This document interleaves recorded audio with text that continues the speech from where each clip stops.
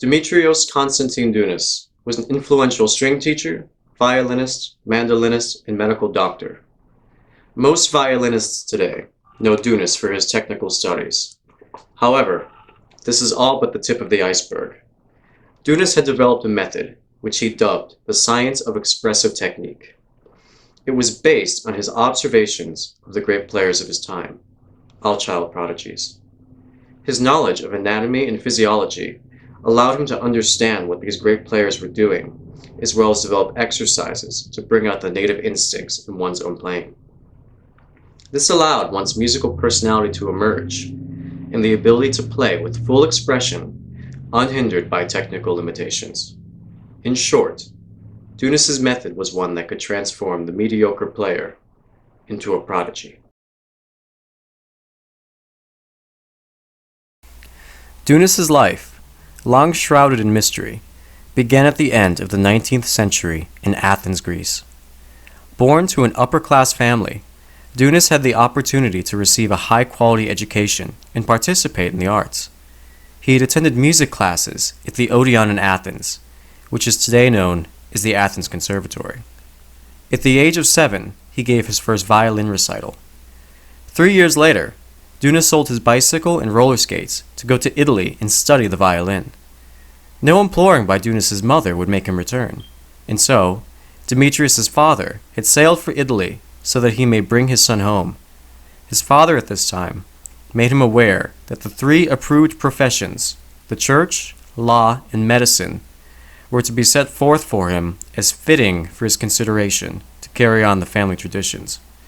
Worthy professions in which a gentleman might engage with honor to himself and his family. Upon his return to Greece, Dounis, now 11 years old, registered to study the violin and mandolin at the Athenian Mandolinata, which was a music school that was founded by Nicholas Labdus. It would have its own conservatory by 1901, teaching various instruments such as mandolin, guitar, violin, cello, and flute, as well as vocal music and music theory. Within 3 years, Dounis graduated and earned a soloist diploma. Following his graduation, Dounis was invited to give a series of private house concerts in the United States at the age of 14. This tour was unfortunately cut short when his father crossed the ocean in a fury to bring him home. Despite his father's wishes, Dounis continued to diligently study the violin and mandolin. His ability on the mandolin had brought him many opportunities to give concerts and go on tour. In 1903, Dounis's father went away on a business trip, and Dounis had taken this as an opportunity to go and join the modern dancer Isadora Duncan on her European tour as a collaborative musician. When Dounis's father found out, he was furious, and he once again went out to bring his son home against his will.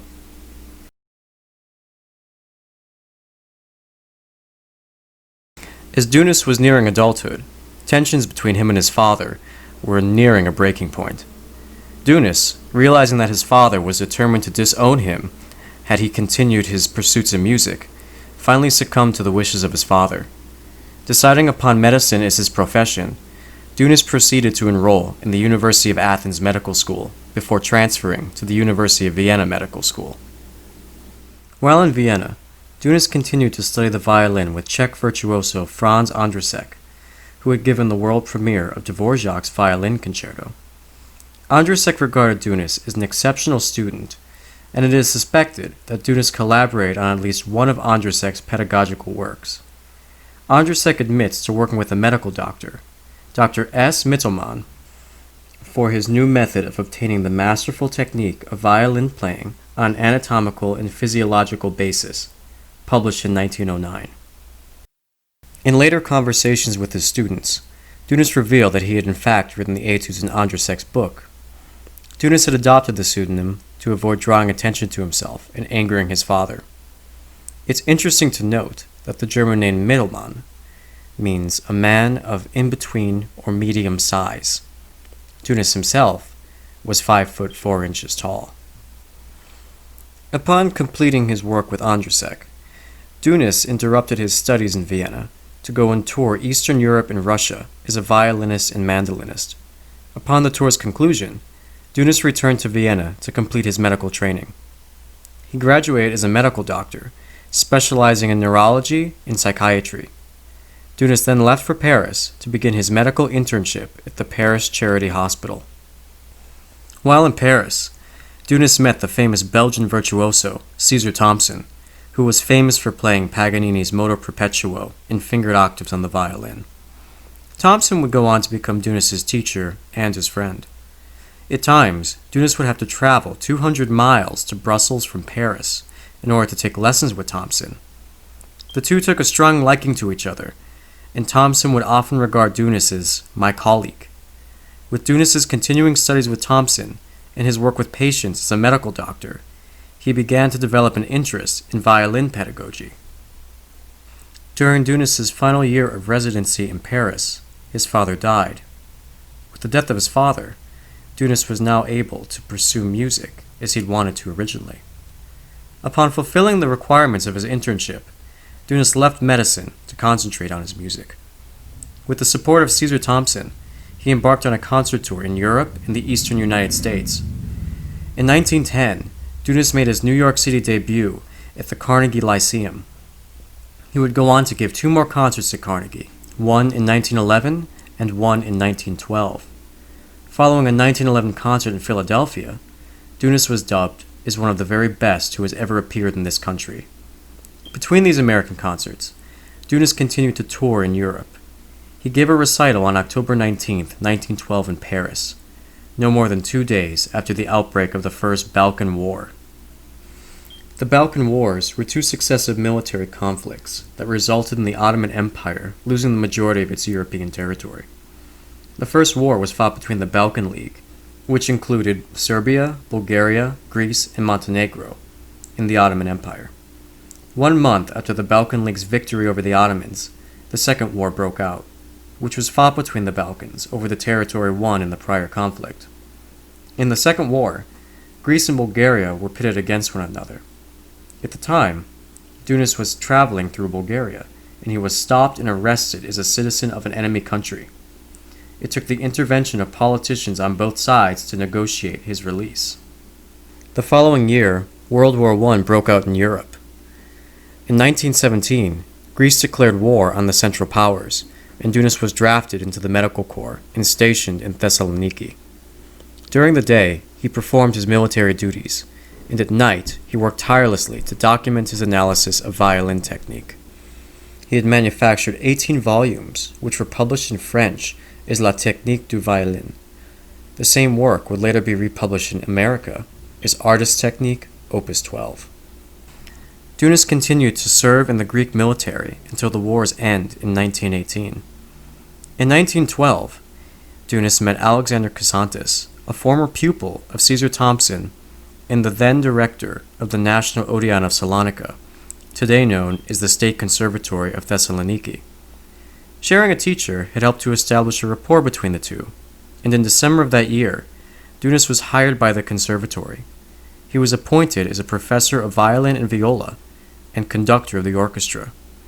Dounis served on the Odeon's faculty for 3 years until the termination of his contract. While at the Odeon, Dounis had taken multiple leaves of absence. Some were taken with permission, and others were not. These leaves of absence were taken for concert tours and in order to see publishers about his books. In 1922, Dounis had requested a 6-month leave. The conservatory's board of directors then met to vote on the decision. They decided to not only deny his request, but also to terminate his contract. Upon his dismissal, Dounis went on a concert tour throughout Egypt, Russia, France, Austria, and Holland, and played concerts in all of the capital cities. At the conclusion of the tour, Dounis spent some time in London before leaving for New York City, which would become his home. In 1923, Dounis established himself in the Upper East Side at 23 East 81st Street.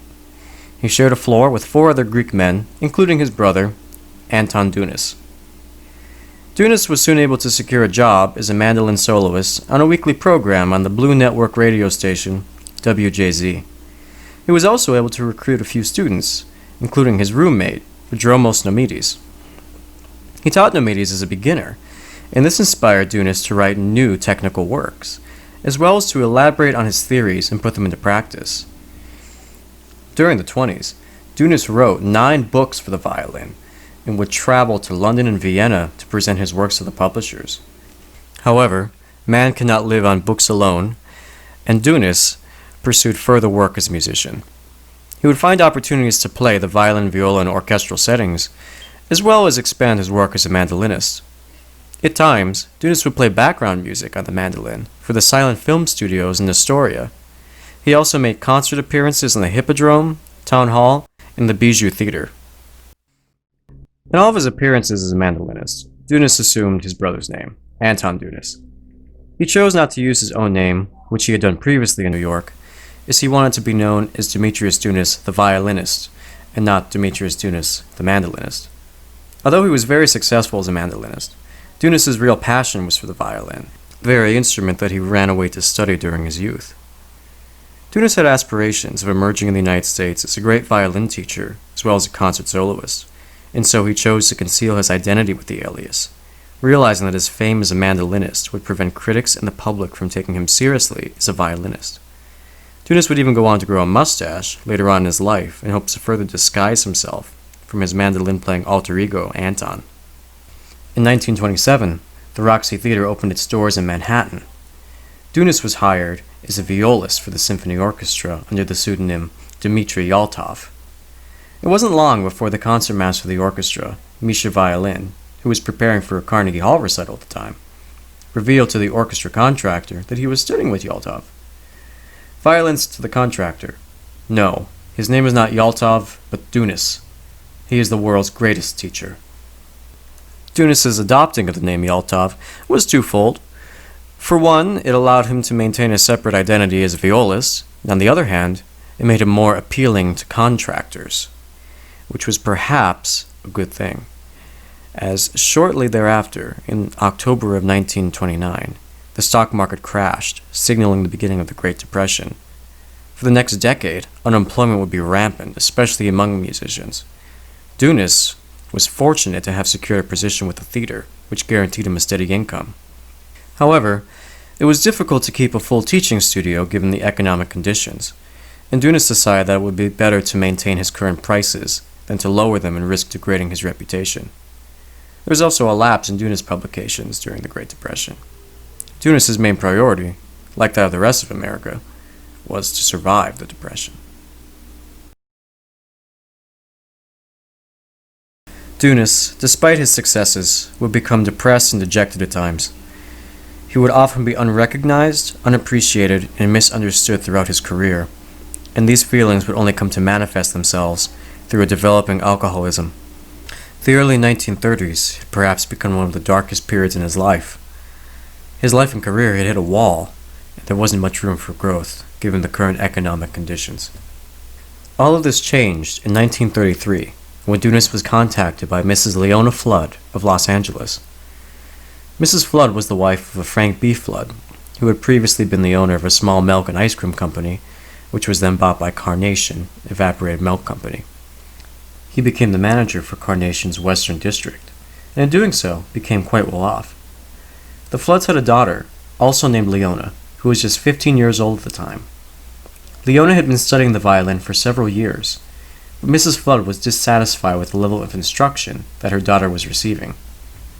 In an attempt to help Leona, Mrs. Flood, herself a music teacher, began to search through the violin repertoire when she came across Dounis's artist technique of violin playing. She was thoroughly impressed by the work and believed that this type of teaching was what her daughter needed to succeed. Not knowing whether the author was alive or dead, she took a chance in contacting the publisher, who then put her in direct contact with Dounis. An audition in Dounis's New York City studio was arranged. Leona and Mrs. Flood traveled to New York and met with Dounis. Leona was accepted as a student, but studying in New York would interrupt her schooling and family life.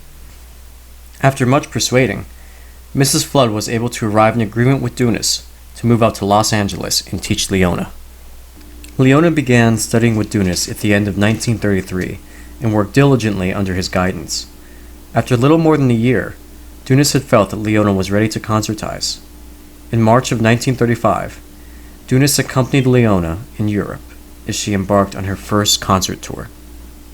The tour opened with a recital in Oslo, Norway, which Leona gave in honor of her grandfather, from whom her family had inherited a fortune, permitting the purchase of a Stradivarius. She gave concerts in Austria, Germany, Italy, Russia, Poland, Hungary, and Italy, before returning to the United States in December of 1936. In 1938, during Leona's concertizing, Dounis traveled to Hawaii and Australia and gave a series of master classes and lectures. These classes soon became Dounis's primary means of communicating his theory of technique to a wider audience without being affiliated with an institution. While Dounis wrote many technical studies, the majority of his ideas were never elaborated on in these works, and he had never written a treatise. By the 1940s, word of Dounis and his unique teaching style had spread, and he was soon inundated with lesson requests. He established a studio in New York City at 400 East 52nd Street in Midtown, and traveled between the East and West Coasts to teach privately. Dounis only accepted advanced students, many of them being top-notch professionals who felt that their playing had plateaued. Many students came to see Dounis to seek out answers to particular musical and technical problems. For reasons of professional pride, many people had kept this contact a secret, which also contributed to a lack of publicity. Dounis had a great respect for this expected confidentiality, and would rarely, if at all, speak of the famous pupils that came to study with him. It is unknown exactly how many students Dounis taught during his lifetime, and the identity of many students has remained secret. In an interview with George Neikrug in 2011, he elaborated on the secretive nature of Dounis's studio. His New York studio had 2 doors, one in the front and one in the back. We would enter through the front door and exit through the back. This way, one student never encountered another as he was coming or going. This was for reasons of professional pride. The next section offers portraits of some of Dounis's more famous pupils. Violist William Primrose was one of Dounis's first well-known students. Prior to meeting Dounis, Primrose studied the violin with Eugene Assai in Belgium before becoming a violist and joining the London String Quartet. In the 1930s, he came to New York to play with the NBC Symphony Orchestra and began studying with Dounis in 1940. Dounis worked with Primrose on the technical differences between violin and viola playing and developed exercises specifically for Primrose.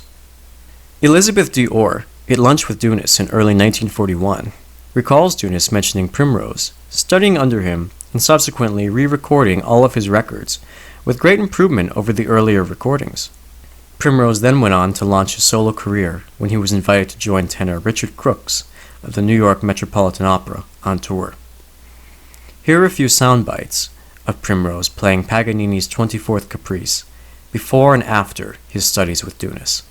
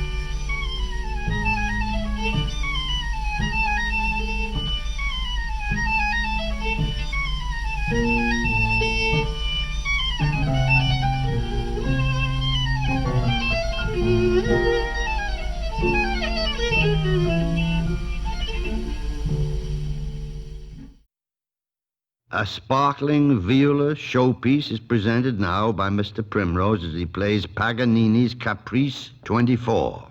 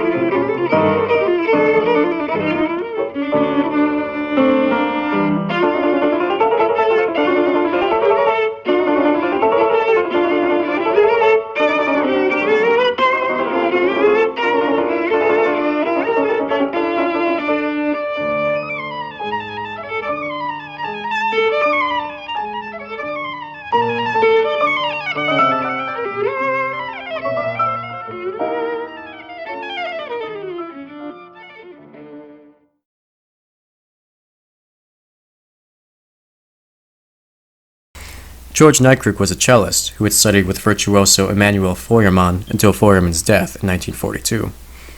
Neikrug at the time felt that he had reached an impasse in his playing and that it would be impossible for him to make further progress on the cello.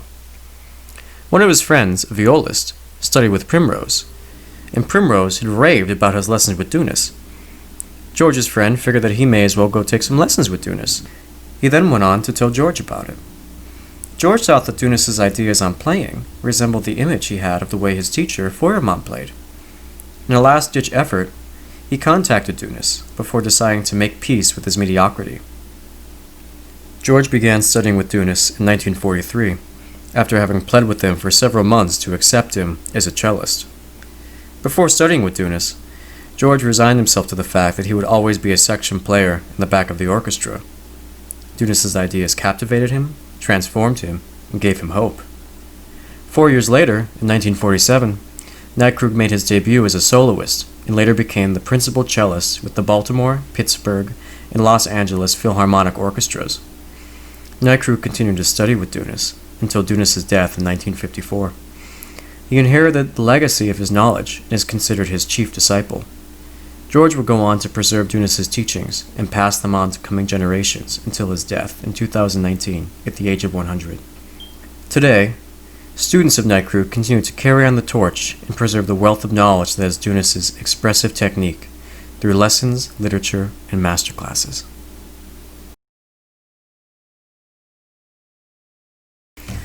Yehudi Menuhin was a child prodigy and concert soloist who had been called the most wonderful artist I have ever heard by Sir Edward Elgar. Early in his life, Menuhin would appear as a soloist in London, Paris, New York, and Berlin. During his climb through adolescence, Menuhin became increasingly doubtful of his ability to play the violin. This led him to seek out Dounis's teachings in secret.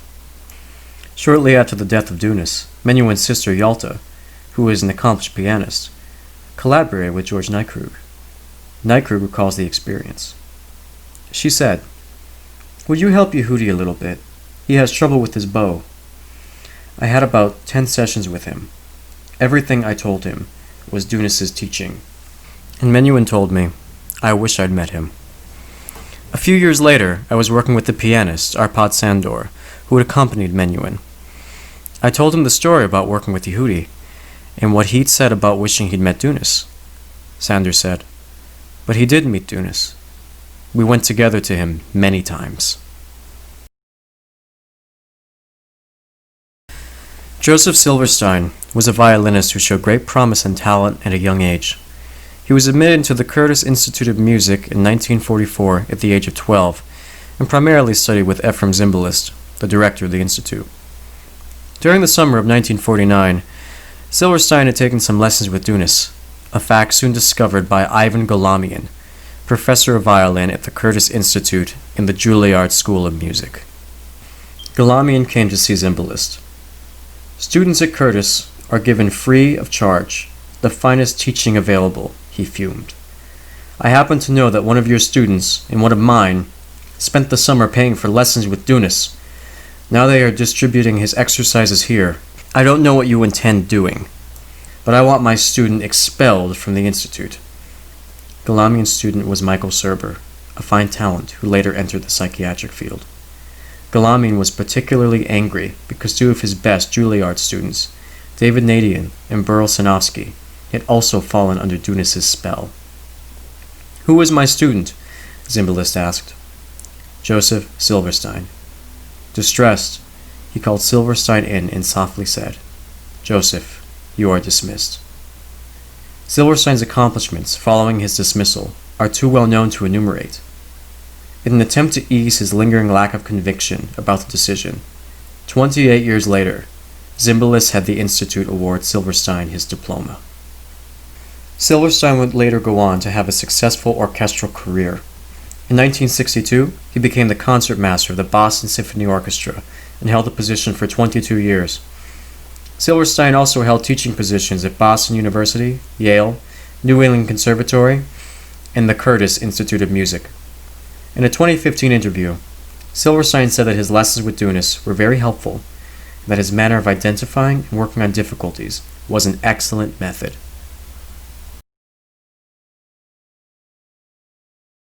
Much of Dounis's success can be attributed to Mrs. Leona Flood, who had served as Dounis's secretary for many years. Morally, financially, and through her business acumen, Mrs. Flood was instrumental in helping Dounis achieve his reputation as the leading authority on violin technique. In 1946, Mrs. Flood was widowed when her husband, Frank B. Flood, died after facing a long illness. Dr. D.C. Dounis and Mrs. Leona Flood were subsequently married in 1949. Throughout the 1940s, Dounis became extremely successful as a violin teacher. Between 1941 and 1949, Dounis published 17 works for the violin. His popularity was at an all-time high. Dounis adverts occupied major music magazines, and articles about Dounis were being written by his students.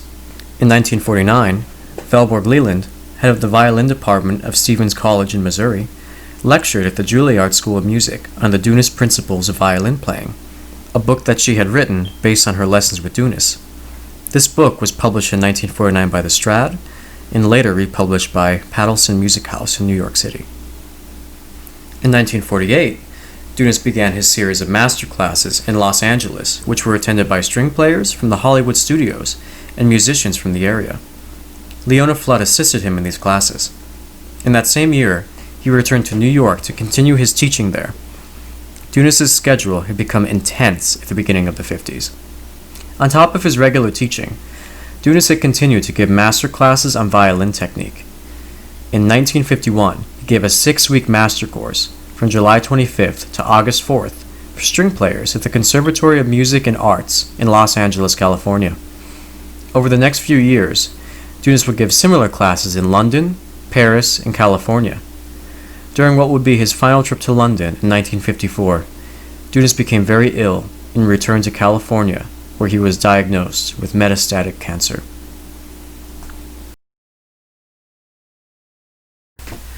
Dounis was attempting a recovery in California, but his situation was not improving.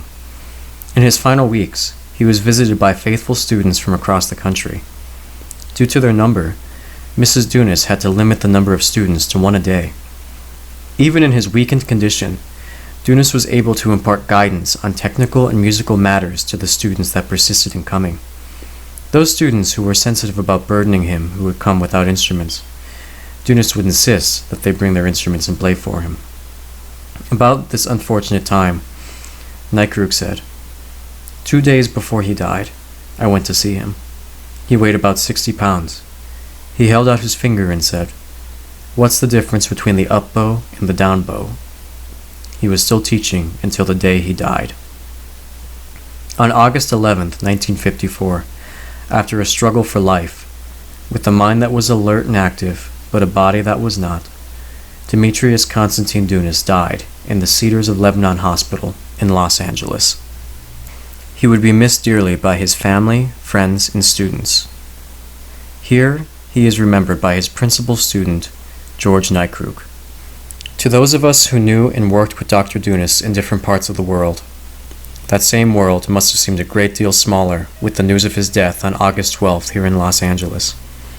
Until the very last hour of a lingering fatal illness, his extraordinary mind and spirit retained that vitality and awareness which was a constant source of inspiration to his students.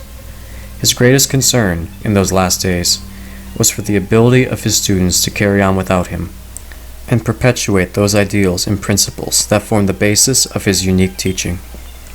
How difficult it is to give the measure of such a man to those who had not the great fortune of working with him. How can one sum up the legacy of his knowledge? When one realizes the staggering fact that at the age of 18 he had already written what are still today the most advanced works on violin technique, and has been steadily developing and adding to his knowledge throughout the ensuing years until the age of 60, perhaps some idea of the depth of his understanding will be apparent. His mind seemed to penetrate to the very core of every problem on any musical instrument, and whether the problem was technical or musical, he could immediately expose the truth in all its simplicity. To his students, this process at times worked like magic, but on further pondering, it would become clear that these truths were there for all to see. But who had the powers of observation and analysis to see them without his help? All who came in contact with his mind could never be the same again. One's very thinking processes were revolutionized as if a sleeping giant within us had suddenly been awakened. The goal of the never-ending search for truth and beauty in art finally seemed humanely obtainable. He guided the way along that road, and the pupil's efforts were richly rewarded in proportion to the amount of his work. One had to re-evaluate every basic idea and conception of so-called tradition in the light of Dr. Dounis' teachings, and very often the commonest maxims and rules we had for years accepted blindly as truth had to be discarded. Dr. Dounis was always humble and undogmatic, at times to the point that a casual observer would little suspect the enormity of his knowledge. His teaching had its basis in the principles of nature, and he was always pointing out examples of the correct application of those principles in gifted people who had not studied with him, but had found the same goals instinctively. He set a new standard of ethics in teaching by never showing favoritism to a student, and even lavished greater attention and patience on the less gifted. In spite of the great number of gifted performers of reputation who worked with him, he refused to use their names for purposes of advertising and self-glorification.